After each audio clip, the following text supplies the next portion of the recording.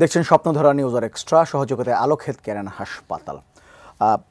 কয়েকদিন আগে প্রধান উপদেষ্টা জাতিসংঘ মহাসচিবের সাথে আলোচনার সময় বলেছিলেন যে যদি ছোট সংস্কার হয় তাহলে এই ডিসেম্বরে জাতীয় নির্বাচনটি হয়ে যাবে, আর যদি বড় সংস্কার হয় তাহলে হয়তো জুনে, আগামী বছরের জুন মাসে সেই জাতীয় নির্বাচনটি অনুষ্ঠিত হবে। এমন একটি কথার পরিপ্রেক্ষিতে পরে যে বিভিন্ন রাজনৈতিক দলগুলো বা রাজনৈতিক নেতারা তাদের মতামত দিয়েছেন, তাদের প্রতিক্রিয়া ব্যক্ত করেছেন, সেখানে তারা অনেকেই প্যাকেজ, এই যে সংস্কার প্যাকেজ, এটি কী ধরনের প্যাকেজ আসলে এটি নিয়ে তারা সন্দেহ প্রকাশ করেছেন। অনেকে সন্দেহ প্রকাশ করেছেন যে জাতীয় নির্বাচনকে পিছিয়ে দেওয়ার জন্যই এমন পরিকল্পনা কিনা, উদ্যোগগুলো কিনা। বিভিন্ন রাজনৈতিক দলের নেতারা এর বক্তব্য দিচ্ছেন, আমরা দেখতে পাচ্ছি। তো আজকে আমরা আলোচনার বিষয় দিয়েছি আসলে যে ডিসেম্বর নাকি জুন নির্বাচন কবে, এই বিষয়টা নিয়ে কথা বলেছেন। দুজন আমাদের সঙ্গে আছেন, একটু পরিচয় করে নেই। আমাদের সঙ্গে আছেন নিপুণ রায় চৌধুরী, তিনি সাধারণ সম্পাদক ঢাকা জেলা বিএনপি, এবং আছেন আলাউদ্দিন মোহাম্মদ, তিনি যুগ্ম সদস্য সচিব জাতীয় নাগরিক পার্টি। দুজনকে স্বাগত আমাদের অনুষ্ঠানে। নিপুণ রায় চৌধুরী, আপনাকে দিয়ে শুরু করি। যেটা শুরুতে বলছিলেন যে প্রধান উপদেষ্টা বলেছেন যদি সংক্ষিপ্ত পরিসরে সংস্কার প্যাকেজ হয় তাহলে এই ডিসেম্বরের মধ্যেই নির্বাচন হয়ে যাবে, আর যদি বড় প্যাকেজ বা বৃহত্তর প্যাকেজ আসে তাহলে হয়তো আগামী বছর জুনের দিকে জাতীয় নির্বাচন চলে যাবে।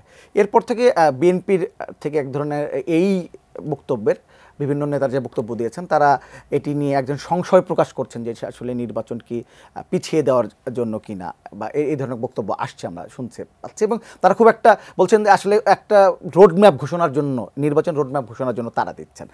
আপনার কাছে কি মনে হচ্ছে যে এই ঘোষণার পরে এই নির্বাচন কবে হবে এটি নিয়ে একটা ধোঁয়াশা তৈরি হলো? দেখুন, বর্তমান যে অন্তর্বর্তীকালীন সরকার আছে, এই সরকারের কাছে বাংলাদেশের 18 কোটি জনগণের অনেক প্রত্যাশা, হ্যাঁ, এবং প্রত্যেকটি গণতান্ত্রিকামী রাজনৈতিক দল, মানুষ এবং সাধারণ জনগণ অনেক বড় প্রত্যাশা নিয়ে আছে যে দীর্ঘ 17 বছর যাবৎ মানুষের ভোটের অধিকার ভুলণ্ঠিত হয়েছে, মানবাধিকার লঙ্ঘিত হয়েছে, আইনের সুশাসন নেই, প্রত্যেকটি সাংবিধানিক প্রতিষ্ঠানগুলোকে দলীয়করণ করে ফেলেছিল ফ্যাসিস্ট সরকার। সেই জায়গা থেকে একটা গণ অভ্যুত্থানের মাধ্যমে ফ্যাসিস্ট সরকারের পতন হয়েছে। এখন মানুষ স্বস্তির নিঃশ্বাস ফেলতে চায়।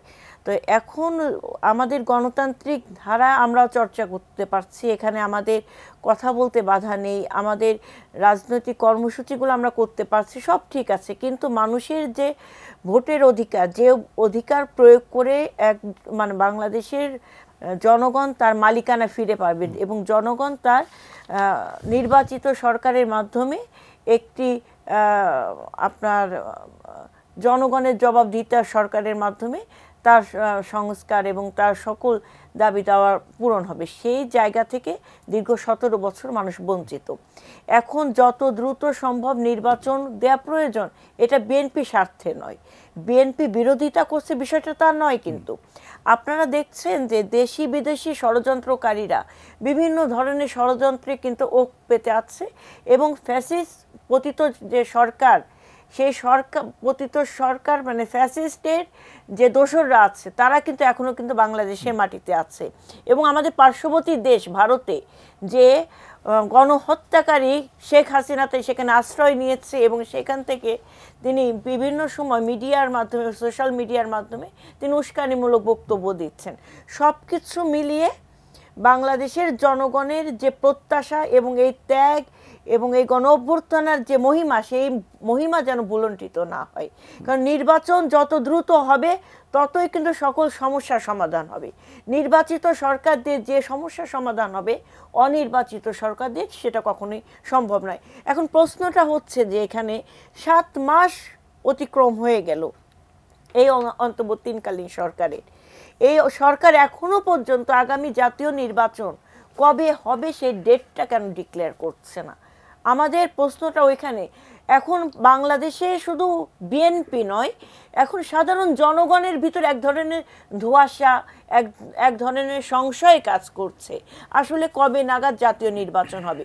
কারণ দেশের যে পরিস্থিতি, এই পরিস্থিতিতে এইভাবে যদি চলমান থাকে তখন পরিস্থিতি আরও খারাপের দিকে কিছু যাবে, সংস্কার তো করতে হবে। দোসররা আরো সক্রিয় হবে এবং তারা কিন্তু আবার দেশের মধ্যে নানান ধরনের নৈরাজ্য সৃষ্টি করার সুযোগ পাবে। এবং আমরা বুঝতে পারছি না, এমন তো না যে এই কিছু দলকে যদি প্রিভিলেজ দেওয়ার জন্য নির্বাচনকে প্রলম্বিত করা হয়, সেটা জাতির কাছে কিন্তু মানে আমরা জাতি হিসেবে কিন্তু আমরা কিন্তু ক্ষতিগ্রস্ত হব, বাংলাদেশ ক্ষতিগ্রস্ত হবে। তাই সেই জায়গা থেকে বিএনপি বারবার করে বলে আসতে, এটা নতুন করে নয়, একদম প্রথম থেকে বলে আসতে যে ন্যূনতম যে সংস্কার করা প্রয়োজন নির্বাচনকে কেন্দ্র করে, সেই সংস্কারগুলো দ্রুত করে নির্বাচনের রোড ম্যাপ আপনাদেরকে ঘোষণা করতে হবে। আপনার কবে নির্বাচন হবে সেই ডেটটা আপনার ডিক্লেয়ার করতে কি সমস্যা? আপনি ডেট ডিক্লেয়ার করবেন, ওই লক্ষ্যে পৌঁছানোর জন্য যে সংস্কারগুলো দ্রুত করা দরকার সেই কর্মপন্থাগুলো তৈরি করতে হবে। আমি একটু, যেহেতু আলাউদ্দিন মোহাম্মদ আছেন, আপা বলছিলেন যে বিশেষ একটি দলকে প্রিভিলেজ দেওয়ার জন্য কি এই সংস্কারের নামে নির্বাচন প্রলম্বিত করা হচ্ছে? একাধিক। আচ্ছা, মির্জা আব্বাস সাহেব গতকালে তিনি বলেছেন যে বিশেষ একটি দলকে সুবিধা দেওয়ার জন্য সংস্কার চলছে বলে তিনি অভিযোগ করেছেন। সবকিছু মিলে আঙ্গুলটা মোটামুটি মনে হয় আপনাদের দিকে যাচ্ছে, তাই কি আপনারা বিশেষ সুবিধা পাচ্ছেন বা এর জন্য কি নির্বাচন পিছিয়ে দেওয়া হচ্ছে?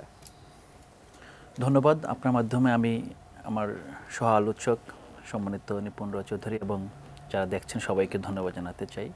মূলত যে আমরা সবাই কিন্তু একটা বিশেষ সুবিধাপ্রাপ্ত অবস্থার মধ্যে আছি এখন। আপনি যদি দেখেন যে আমরা যদি 7 মাস আগের অবস্থা চিন্তা করি, আমরা যে এই দেশের নাগরিক, আমরা যে এই দেশে জন্মগ্রহণ করেছি, এখানে কর দেই, এদেশে আমাদের আইডি কার্ড আছে, আমরা কিন্তু এই দেশেই পৃথিবীর অন্য যে কোনো দেশের চেয়ে সবচেয়ে বেশি ভালনারেবল, সবচেয়ে বেশি নাজুক অবস্থা কিন্তু আমরা এই দেশেই বোধ করতাম। এবং যারা রাজনীতি করতে চাইতেন তাদের কথা তো বলাই বাহুল্য। হ্যাঁ, এই অবস্থায় আমরা 7 মাস পরে এসে যদি প্রশ্ন করেন যে কোনো দল অথবা একাধিক দল বিশেষ সুবিধা পাচ্ছে কিনা, আমি বলবো বাংলাদেশের আপামর জনসাধারণ এখন একটি বিশেষ সুবিধাজনক অবস্থার মধ্যে বসবাস করছেন। এখন কোনো স্পেসিফিক দল, যে দলটার জন্ম হয়েছে 2 সপ্তাহ হলো, সেই দলটা বেশি সুবিধা পাচ্ছে কিনা এটা আশা করি সময়ের সাথে সাথে বোঝা যাবে। তবে আমরা বলতে চাই যে আমরা গণ-অভ্যুত্থানে অংশগ্রহণ করেছি এবং গণ-অভ্যুত্থানের পর আমরা একাধিক সংগঠনের মাধ্যমে জনগণের কাছে গিয়েছি। রাজনৈতিক দল করার অভিপ্রায় জনগণের কাছ থেকে এসেছে বলে আমরা রাজনৈতিক দল হিসেবে আবির্ভূত হয়েছি। এই প্রেক্ষাপটে আমরা আসলে এই সরকারের কাছে কোনো অন্যায্য সুযোগ সুবিধা চাই না। আমরা যেটা চাই যে সংস্কারের যে প্রয়োজনীয়তা, এই প্রয়োজনীয়তা কিন্তু বিএনপি বলেন, জামাতে ইসলামী বলেন, এবি পার্টি বলেন, এনসিপি বলেন, কেউ কিন্তু অস্বীকার করছে না। এখন একটা জায়গায় মূলত দ্বিধা যে সংস্কারটা কার হাতে হবে। এখন আমরা যেটা বলছি যে গণ-অভ্যুত্থানের পর যে একটা সময় এসেছে, এই সময় আসলে সত্যিকার অর্থেই রাষ্ট্র ক্ষমতা কিন্তু এখন অনেক জায়গায়। রাষ্ট্র ক্ষমতা আমরা সবসময় দেখি যখন রাজনৈতিক দল ক্ষমতা থাকে একটা বিশেষ দল এবং যারা সরকারে থাকে তাদের কাছে, কিন্তু এখন কিন্তু রাষ্ট্র ক্ষমতা একই সাথে যারা বিদ্যমান রাজনৈতিক দলগুলো আছে, রাস্তা আন্দোলন করছে, নির্বাচনের কথা বলছেন, তাদের কাছে আছে, এবং যারা নতুন রাজনৈতিক দল করছেন তাদের কাছে আছে, জনগণের কাছে আছে, সিভিল সোসাইটির কাছে আছে, মিডিয়ার কাছে আছে, সব জায়গায়। এবং শুধুমাত্র সরকারের হাতেই নিরঙ্কুশ ক্ষমতা না। তা আমরা মনে করি যে সংস্কারের জন্য সবচেয়ে উত্তম সময় হলো এটাই, যে সময়টা সবার কাছে একটু একটু ক্ষমতা আছে, সবার মতই এখানে একটা মূল্য আছে। এই জায়গাটা আমার মনে হয় যে আমরা সবাই একমত হব যে এর চেয়ে ভালো সময় সংস্কারের জন্য হতে পারে না। এখন এর চেয়ে ভালো অবস্থা হতে পারতো কিনা সেটা নিয়ে অবশ্যই বিতর্ক হতে পারে। সেই বিতর্কে কে জিতবে কে হারবে এটা আমি বলতে পারবো না, কিন্তু একটা বিষয় আমরা বলতে পারি যে সংস্কার যদি হয় এবং বাংলাদেশে অধ্যাপক ইউনূসের মতো ব্যক্তির হাতের সংস্কারের চেয়ে ভালো সংস্কার অন্য কারো হাতে হতে পারে না। যেহেতু আমরা দেখেছি গত 7 মাস, ইভেন আপনি যদি গত কয়েকদিনের ঘটনা দেখেন, যুক্তরাষ্ট্রের গোয়েন্দা প্রধান যখন ভারত সফর করছেন তখন উনি বাংলাদেশ সম্পর্কে একেবারে ভারতীয় যে প্রপাগান্ডা মেশিনারিজ আছে তাদের সুরেই কথা বলছেন। তারপর বাংলাদেশ প্রথমবারের মতো যুক্তরাষ্ট্রের গোয়েন্দা প্রধানের কোনো বক্তব্যকে 1 ঘন্টার মধ্যে সে রিজয়েন্ডার দিয়েছে, সে প্রতিবাদ করেছে। এবং স্বাভাবিকভাবেই এই যে তার প্রতিবাদের পরও আমরা কিন্তু, এবং কোনো নিরাপত্তা বিশ্লেষক, কোনো আপনার আন্তর্জাতিক সম্পর্ক বিশ্লেষক বলছেন না যে এই প্রতিবাদের মাধ্যমে বাংলাদেশের সাথে যুক্তরাষ্ট্রের সম্পর্ক কোনো কারণে ক্ষতিগ্রস্ত হবে। তো আমরা আসলে যেই প্রপাগান্ডাগুলো দেখতে পাচ্ছি যে শীঘ্রই কিছু ঘটতে যাচ্ছে, যখনই কিছু মানে নাড়াচাড়া হয় তখনই পতিত স্বৈরাচার, পতিত শক্তির দোসররা আপনি ফেসবুক কিংবা সোশ্যাল মিডিয়া একটা আতঙ্ক সৃষ্টি করছে, হয়ে যাচ্ছে, এটা কিন্তু গত 7 মাস ধরেই ঘটে চলছে। কিন্তু আপনি যদি মানুষের কাছে যান, গণমানুষের কাছে যান, তারা কিন্তু আগের চেয়ে স্বস্তি তাদের বাড়ছে। একই সাথে সরকারকে সহযোগিতা করে এই সংস্কারকে সত্যিকার অর্থে একটা কার্যত পরিবর্তনের দিকে নিয়ে যাওয়ার ক্ষেত্রে জনগণের যে আকাঙ্ক্ষা এবং জনগণের কিছু কিছু জায়গায়, যেটা আমরা আগেও প্রথম 2-3 মাসে আমরা দেখেছি যে সংস্কার নাকি জনগণ বুঝে না, এখানে জনগণ নতুন রাষ্ট্র বুঝে না, জনগণ প্রতিষ্ঠান বোঝে না। কিন্তু আমরা দেখছি যে সত্যিকার অর্থেই যখন সার্ভে চালানো হচ্ছে বিভিন্ন সংস্থা থেকে, এবং দেখেছি গণ অভ্যুত্থানের পর যেই বিশেষ কিছু দলের আপনার স্পন্সরশিপে যেই সংস্থাগুলো গড়ে উঠেছে, তাদের যেই সার্ভে তো যে রেজাল্ট আসছে, সেই রেজাল্টও আসলে আমরা দেখি যে জনগণ আসলে এখানে দীর্ঘমেয়াদী, এবং দীর্ঘমেয়াদী বলতে আমি এই সরকারের দীর্ঘমেয়াদী না, এমন সংস্কার চাই যেই সংস্কারের পরে সত্যিকার অর্থেই তাদের সন্তানদের আর এই দেশের নিরাপত্তা নিয়ে ভাবতে হবে না, তাদের সন্তানদের এই দেশের চিকিৎসা ব্যবস্থা থেকে মুখ ফিরিয়ে নিয়ে অন্য কোনো দেশে যেতে হবে না।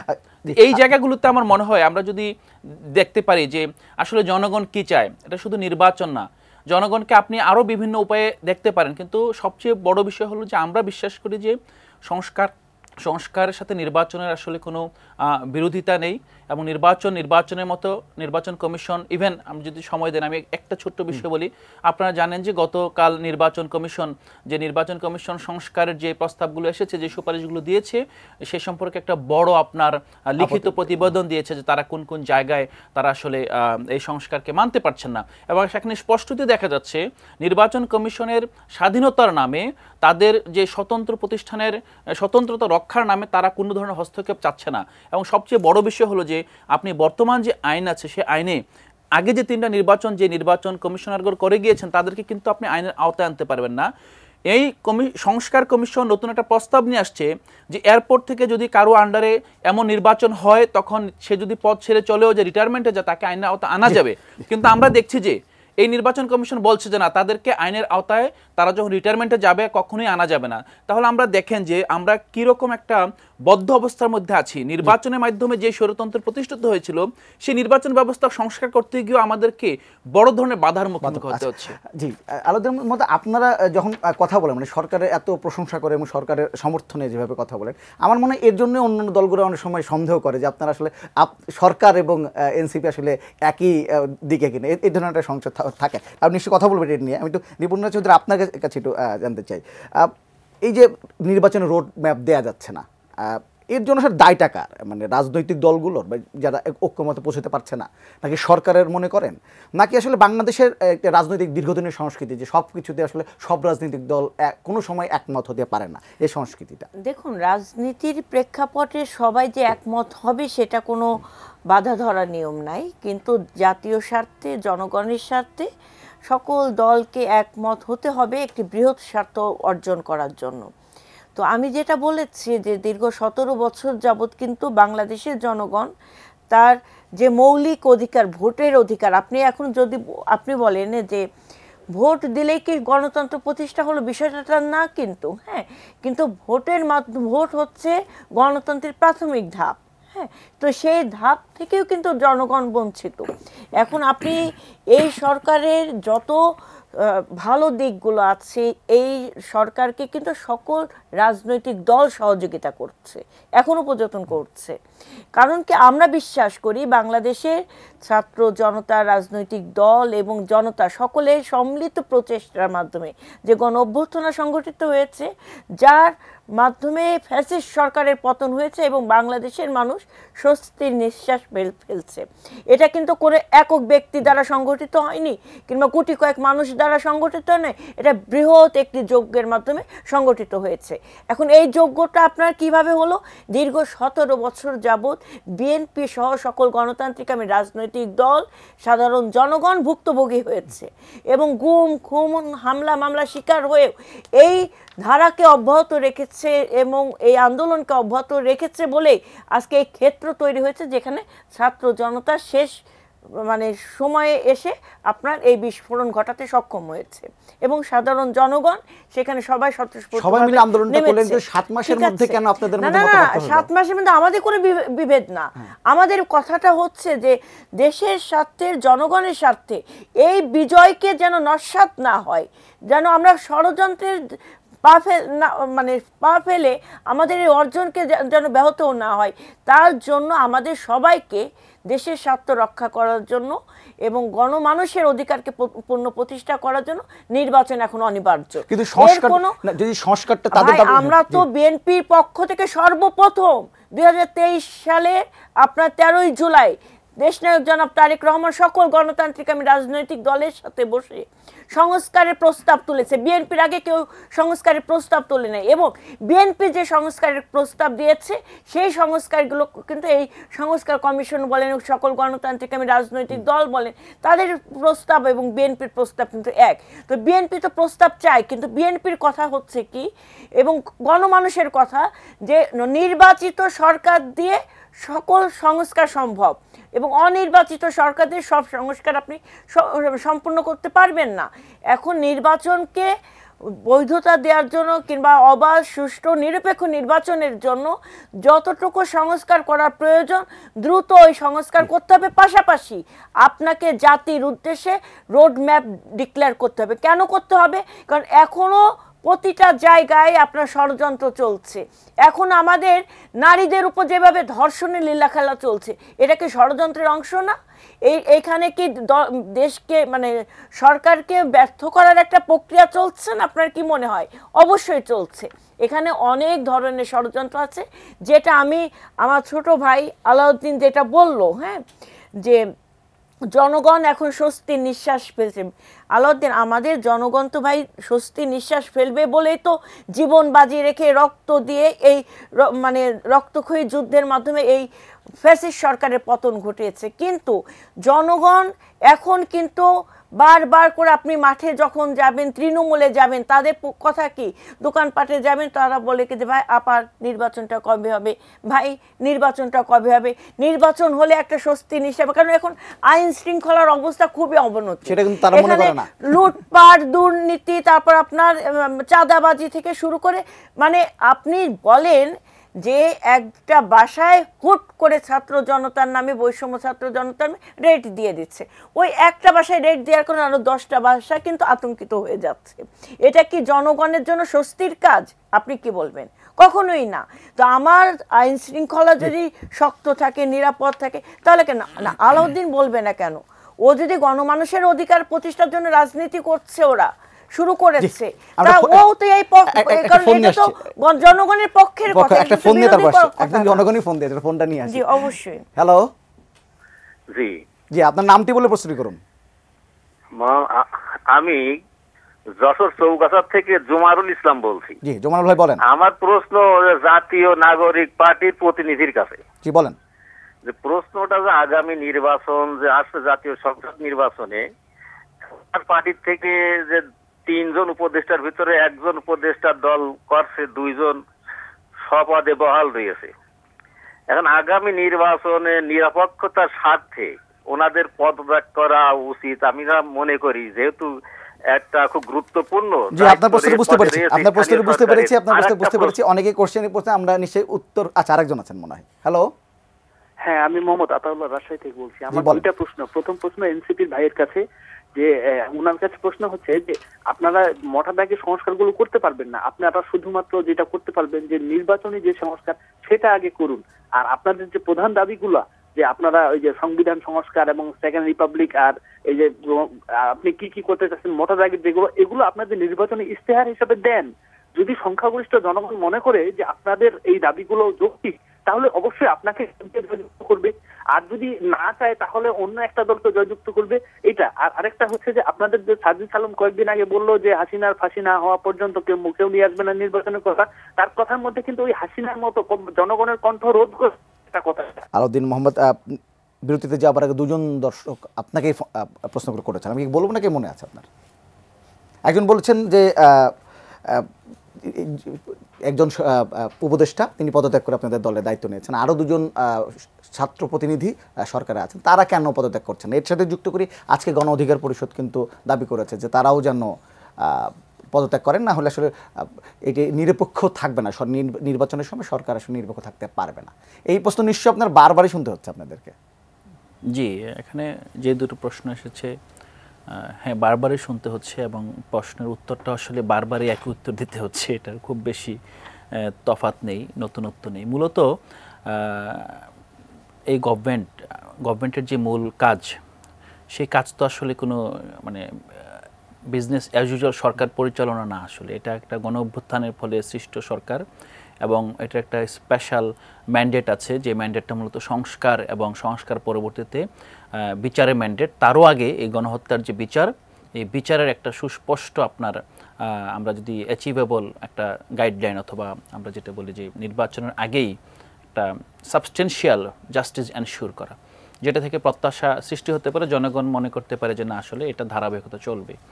এখন সেই প্রেক্ষাপটে একজন উপদেষ্টা যিনি রাজনীতি করতে চেয়েছেন তিনি পদত্যাগ করে চলে এসেছেন এবং তিনি পদত্যাগ না করে কিন্তু রাজনীতি করতে পারতেন এবং আপনার বাংলাদেশে ঘটনা অতীতেও ঘটেছে, কিন্তু ওনার যেই মোরালস অনেক উঁচু বলেই উনি পদত্যাগ করেই রাজনৈতিক দলের হাল ধরেছেন। তো বাকি যারা উপদেষ্টা আছেন তারা তো এই মুহূর্তে কোনো জনসংযোগে যাচ্ছেন না, কোনো রাজনৈতিক দলে কোনো পদবিতে নেই এবং তারা এখনই রাজনীতি করবেন বলে কোনো ঘোষণাও তারা দিচ্ছেন না। তো সেই প্রেক্ষাপটে আমি বুঝি না যে তাদের পদত্যাগের ব্যাপারটা কেন তো আপনার গুরুত্বপূর্ণ হয়ে দেখা দিল। তারা সরকার পরিচালনা করছে এবং সরকারের যেই প্রতিষ্ঠানগুলোতে তারা যুক্ত আছেন, যতদূর আমরা দেখছি সফলতার সাথেই কাজ করছেন। আমরা মনে করছি তারা তাদের কাজ চালিয়ে যাওয়া উচিত। আরেকজন জিজ্ঞেস করেছিলেন যে আপনাদের কোনো নেতার বক্তব্য ফ্যাসিস্ট আগের সরকারের কারো বক্তব্যের সাথে মিলে যায়, মানে ওই ধরনের টোনে তারা কথা। এটা খুবই স্বাভাবিক, আমরা দীর্ঘদিন ধরে একটা ফেসিবাদী শাসন কাঠানোর মধ্যে ছিলাম। তো এই অবস্থার পর রাতারাতি তো আপনি পরিবর্তন করতে পারবেন না, কারণ বিষয়টা বুঝতে হবে যে আমরা যে শিখেছি, আমরা ভালোটাও আসলে মানে খারাপটাও ভালোর মতো করে শিখেছি, ভালো খারাপের মিশেলে এমন একটা কাঠামো তৈরি হয়েছিল, আমাকে এখন আলাদা করতে হচ্ছে আলাদা আলাদাভাবে, যে আসলে রাইটস এবং ডেমোক্রেটিক যে প্র্যাকটিসগুলো এটার ধরনটা আসলে অ্যাকচুয়ালি কী হবে, এই চর্চাটা আসলে যা শুরু হয়েছে। তো আমরা মনে করি যে এই যে প্রশ্ন করছেন এবং এই যে ফেসিবাদী হয়ে ওঠার যে লক্ষণ দেখা দিচ্ছে, এটা জনগণের চোখে ধরা পড়ছে এবং বলছেন একই সাথে যিনি ফেসিবাদী হয়ে ওঠার চেষ্টা অথবা মানে অজান্তেই এই ধরনের প্রবণতা আসছে, এই জায়গাগুলো তারাও সংশোধন করার সুযোগ পাচ্ছেন। তো এই চাপটা অব্যাহত থাকলে আমার মনে হয় শুধু এনসিপি না, অন্য যে কোনো দলের ক্ষেত্রেই সেম ঘটনাই ঘটতে পারে। সো আমি এই চাপটা আমরা মনে করি যে প্রপোর্শনেটলি সব দলের প্রতি যারা রাজনীতি করতে চায় জনগণের সেই চাপ অব্যাহত রাখা উচিত। নিপুণা চৌধুরী, আপনার কি মনে করেন যে আসলে যদি এই সরকারের নিরপেক্ষতা নিয়ে প্রশ্ন উঠবে যদি দুজন ছাত্র প্রতিনিধি পদত্যাগ না করেন? দেখুন, প্রথমত হচ্ছে তিনজন এই সরকারে তিনজন ছাত্র প্রতিনিধি এই সরকার অন্তর্বর্তীকালীন সরকারে উপদেষ্টা হিসেবে নিয়োগপ্রাপ্ত হয়েছে। স্বাভাবিক ব্যাপার, এটা গণ অধিকার পরিষদ শুধু যে এই প্রশ্নটা তুলেছে কিংবা আমাদের যে দর্শক এই কথাটা বলেছে, এটা দর্শক কিংবা রাজনীতিবিদ তাদের মধ্যে কিন্তু এখন শিশুদের ভিতরে কিন্তু এই প্রশ্নটা চলে আসছে, কারণ তারাও কিন্তু এই গণ অভ্যুত্থানের একটা পার্ট। আপনি ক্লাস 6 থেকে শুরু করেন কিংবা 1-2 বাচ্চারাও কিন্তু এই গণ অভ্যুত্থানের পুরো চিত্রটা কিন্তু তাদের সম্মুখে এসেছে। তারা কিন্তু বুঝতে শিখেছে যে তিনজন ছাত্র এই গণ অভ্যুত্থানের পরে আপনার নির্দলীয় কি বলে আপনার অন্তর্বর্তীকালীন সরকারের উপদেষ্টা হিসেবে নিয়োগপ্রাপ্ত হলেন। তো তারা তো ওই আন্দোলনের একটা পার্ট ছিল, তাই না? এবং প্রত্যেকটি গণতান্ত্রিক রাজনৈতিক দলও কিন্তু সেই আন্দোলনের গণ অভ্যুত্থানের একটা পার্ট। তো নির্দলীয় নিরপেক্ষ মানে এই যে একটা অন্তর্বর্তীকালীন সরকার, একে এক নিরপেক্ষতা নিয়ে প্রশ্ন এখনই আসে, কারণ এখানে একজন ছাত্র জনতার মধ্যে একজন মানে পদত্যাগ করেছেন এবং নতুন রাজনৈতিক দলের হাল ধরেছেন এবং আরও 2 জন আপনার এখনও সরকারে আছে। আলাউদ্দিন যে কথাটা বলল যে বিগত দিনে দেখেছে যে কি সরকারের থেকেও রাজনীতি করতে পারে, হ্যাঁ, তো শেখ হাসিনার সাথে এই কথাটা কোনো তফাৎ থাকে না, কারণ সে সরকারের থেকেই কিন্তু 3টা নির্বাচন করেছে, যে 3টা নির্বাচন জাতি এবং আন্তর্জাতিক মহলে বিতর্কিত নির্বাচন হিসেবে প্রতিষ্ঠিত হয়েছে। তো এই অন্তর্বর্তীকালীন সরকারে যখন আমার ছাত্র জনতার ভাইয়েরা উপদেষ্টা হিসেবে থাকে, সেই নির্বাচন যে নিরপেক্ষ নির্বাচন হবে কিনা তা নিয়ে তো অবশ্যই সংশয় থাকে। এবং একই সাথে প্রধান উপদেষ্টা যখন তার দায়িত্বশীল চেয়ারে থেকে বলেন যে তিনি প্রত্যাশা করেন কিংবা তার উৎসাহে এই ছাত্র জনতা নতুন আপনার রাজনৈতিক দল গঠন করেছে, সেই জায়গায়ও কিন্তু নিরপেক্ষতা নিয়ে প্রশ্ন আসে। আমি যদি উনি মনে হয় সম্ভবত জাগো দল গঠন করার দিকে ইঙ্গিত করেছেন কিনা আপনি? না, আপনি যথার্থই বলেছেন। তাছাড়া জাতীয় পার্টি আছে, কিন্তু এখানে একটা বিষয়ে আমি কিন্তু কারো বক্তব্য ইন্টারফেয়ার করি না, যদি আপনি অ্যালাউ করেন তাহলে আমি করব। সেটা হলো মূলত আমরা একটা এক্সাম্পলটা নিয়েছি যে নাহিদ ইসলাম যদি চাইতেন তিনি পারতেন, তিনি মন্ত্রী থাকা অবস্থায় আহ্বায়ক হতে, এবং এখানে আইনি কোনো বাধা ছিল না। এখানে মূলত নীতিগত গ্রাউন্ড থেকে উনি আসলে সরে এসেছেন। এবং আমাদের যেই আরও দুইজন আছেন ছাত্রদের, মানে মূলত গণ অভ্যুত্থানের নেতারা, তারা উদাহরণটা স্বাভাবিকভাবে শুধু প্রেসিডেন্ট জিয়াউর রহমান নয়, এখানে আসলে প্রেসিডেন্ট এরশাদও একই কাজ করেছিলেন। পরবর্তীতে অনেকে চেষ্টা করেছেন, সফল হয়নি। বাট আরেকটা বিষয় আমরা সেটা বলি যে জিয়াউর রহমানের প্রতি আমাদের অগাধ আস্থা আছে একটা কারণে, তার যে প্রতিষ্ঠিত দল সেটা রাষ্ট্রীয় পৃষ্ঠপোষকতায় গোয়েন্দা সংস্থার মদতে প্রতিষ্ঠিত হলেও পরবর্তীতে দুটি ফেয়ার জাতীয় নির্বাচনে জনগণ এই দলের উপর আস্থা রেখে প্রমাণ করেছে যে তারা আসলে যেই প্রত্যাশা এবং যেইভাবে প্রতিষ্ঠিত হোক না কেন জনগণ তাদের সাথে আছে, এবং জনপ্রত্যাশার ভিত্তিতে এখন পর্যন্ত দলটা আসলে একটা বাংলাদেশের সর্ববৃহৎ গণতান্ত্রিক দল হিসেবে টিকে আছে। সো এইটা নিয়ে আসলে কোনো নেতিবাচক মানে কনোটেশন দেওয়ার জন্য নয়, বরং এই যে ব্যাপারটা যে আমরা এটা একেবারে নতুন কিছু ঘটেছে বরং এইটা যে আসলে তার পক্ষে সুযোগ ছিল যে সরকারের থেকে আপনার দলে অংশগ্রহণ করার, সেটা না করে বরং উনি পদত্যাগ করে এসে দলে গ্রহণ মানে পজিটিভ ভাবে উত্তর দিয়েছেন। না, অবশ্যই আমি দেখেন আমাদের কথা কি যে আমরা কিন্তু এই ছাত্র জনতার এই বিপ্লবকে কিংবা এই যে তাদের যে ত্যাগ সাহসিকতা এটাকে আমরা কিন্তু প্রথম থেকে অ্যাপ্রিশিয়েট করে আসছি।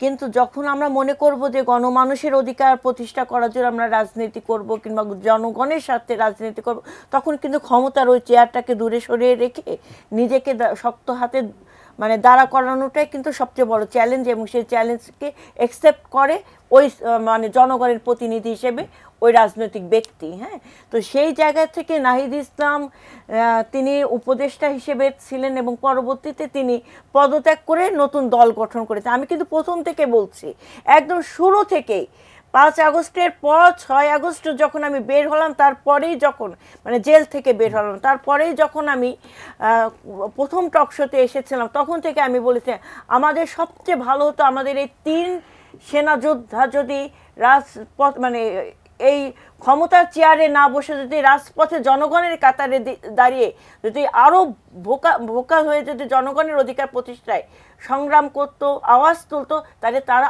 আরও কিন্তু শীর্ষে উঠে যেত।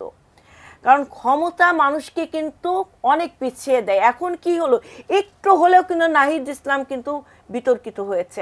আজকে একটু হলেও আপনার মাহফুজ এবং হচ্ছে আপনার আসিফ সাহেব কিন্তু বিতর্কিত হয়েছেন, কারণ মানুষ কিন্তু বোঝে যে ওই ক্ষমতার চেয়ারটাই তাকে বেশি স্বাচ্ছন্দ্য বোধ করছে কিংবা তৃপ্তি লাভ করছে বলে সে ওই চেয়ার থেকে সরে এসে জনগণের কাতারে দাঁড়াচ্ছে না। তো এই জায়গাটা আমি এখানে শেষ করতে চাই। আমার কথা হলো কি যে দীর্ঘ 18 বছর 17 বছর এই যে বিএনপি নির্যাতিত হয়েছে, নিপীড়িত হয়েছে, হামলা মামলা শিকার হয়েছে, গুম খুনের শিকার হয়েছে, আমাদের নেত্রী দেশনেত্রী বেগম খালেদা জিয়া মানুষের গণতান্ত্রিক অধিকার প্রতিষ্ঠা করার জন্য তিনি কিন্তু কারোর সাথে আপোষ করে নাই, আতাত করে নাই। তিনি চাইলে কিন্তু অনেক আগে দেশের বাইরে যে শান্তিতে থাকতে পারতেন, তিনি সেটা করেন নাই। এটাই তো সংগ্রামী নেত্রীর পরিচয়, এটা তো জনগণের নেতার পরিচয়, তাই না? তারেক রহমান তিনি বিদেশে আছেন, কিন্তু গণমানুষের অধিকার প্রতিষ্ঠা করার জন্য তিনি যখন ছাত্র জনতার আন্দোলনকে সব মানে ট্যাগ না দিয়ে, বিএনপির কোনো ট্যাগ না দিয়ে তাদেরকে সফল করার জন্য আমাদের নির্দেশনা দিয়েছে, ওটাই গণমানুষের নেতার কাজ, কোনো কৃতিত্ব পাওয়ার জন্য।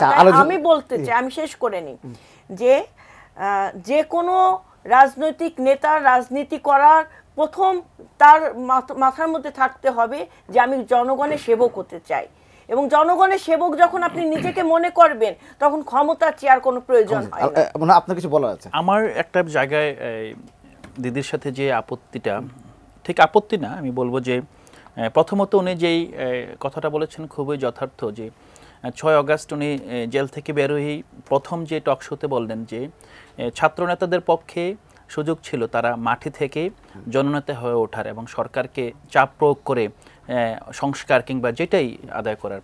কিন্তু আমরা দেখি যে সেই অবস্থায় বাংলাদেশ যে একটা বিধ্বস্ত দেশ হিসেবে বাংলাদেশের প্রতিষ্ঠান, বাংলাদেশের পুলিশ, বাংলাদেশের প্রশাসন, বাংলাদেশের মসজিদের ইমাম, মানে দেয়ার ওয়াজ নাথিং। তারা কিন্তু এমন একটা জায়গায় তারা বরং বেছে নিয়েছে কণ্টকাকীর্ণ পথ, যে রাষ্ট্রটা নাই হয়ে গিয়েছে। তারা সেই রাষ্ট্রের গঠনে তারা জননেতা হওয়ার যে একটা সুযোগ ছিল, বাসনা ছিল, সবারই থাকে, সেই জায়গা থেকে ছেড়ে তারা একেবারেই শূন্য একটা জায়গায় গিয়ে নিজেদের হাজির করেছেন ঝুঁকি নিয়ে। এবং আপনি আজকে বলতে পারেন না 7 মাস পরে তো আমরা খুবই স্টেবল দেখছি। আমরা সব সময় বারবার বলছিলাম, ওই সময়ে আমরা যখন ঢাকায় ঘুরছিলাম এখান থেকে ওখানে, আমরা শুধুমাত্র 1975 সালের 3 নভেম্বর থেকে 7 নভেম্বর পর্যন্ত যে সময়টা, আমরা 5 আগস্ট থেকে 8 আগস্ট সময়টাকে কল্পনা করি এবং বারবারই মনে হচ্ছিল বাংলাদেশ যাতে সে ধরনের কোনো সময়ের দিকে না যায়। সেই সময়টা কিন্তু প্রতিহত হয়েছে এবং ছাত্রনেতারা তখন সরকারে গিয়ে বরং রাষ্ট্রকে বাঁচিয়েছে, এটাই আমরা মনে করি। যে আমরা একটা ছোট বিরতিতে যাব, একটা ছোট ফোন নিয়ে নিই। হ্যালো হ্যালো, আসসালামু আলাইকুম। জি, আপনি দ্রুত আপনার প্রশ্ন করেন, নামটি বলে। আমি আব্দুল ওয়াহাব মন্ডল রাজবাড়ী থেকে বলছিলাম। জি বলেন। আমি নিপুল আপার কাছে প্রশ্ন করতে চাই যে ওনারা তো এখনো ক্ষমতায় যান নাই, কিন্তু ওনারা হাট বাজার সমস্ত জায়গায় ওনাদের দলীয় লোক মানে সেই পূর্বের জায়গাগুলোই ওনারা দখল করে আছে। এই আওয়ামী লীগ, যেমন আওয়ামী লীগ ফ্যাসিবাদী শক্তি উদয় হয়েছিল, বিএনপি কি আবার সেই ফ্যাসিবাদী রাষ্ট্র কায়েম করবে কিনা? আপনার প্রশ্ন বুঝতে পেরেছি, আমরা উত্তর নিব। আমরা ছোট একটা বিরতি যাচ্ছি, বিরতির পর আচ্ছা আরেকজন আছেন। হ্যালো। হ্যাঁ হ্যালো, জি বলেন।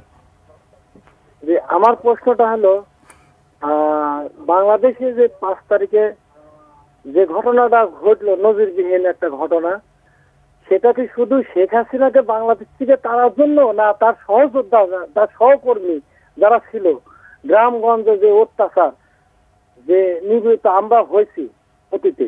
নিপুণ রায় চৌধুরী, একদম সময় নিয়ে আপনার কাছে যদি আমি আমাদের বিষয়, আজকে যে বিষয় আলোচনা হবে সেটি জানতে চাই। আসলে নির্বাচন কখন হওয়া উচিত, ডিসেম্বর নাকি জুনে? অবশ্যই ডিসেম্বরের মধ্যে নির্বাচন হতে হবে এবং সুষ্ঠু নির্বাচনের জন্য যতটুকু সংস্কার দরকার সেই সংস্কারের মাধ্যমে নির্বাচন অনুষ্ঠিত হওয়া প্রয়োজন।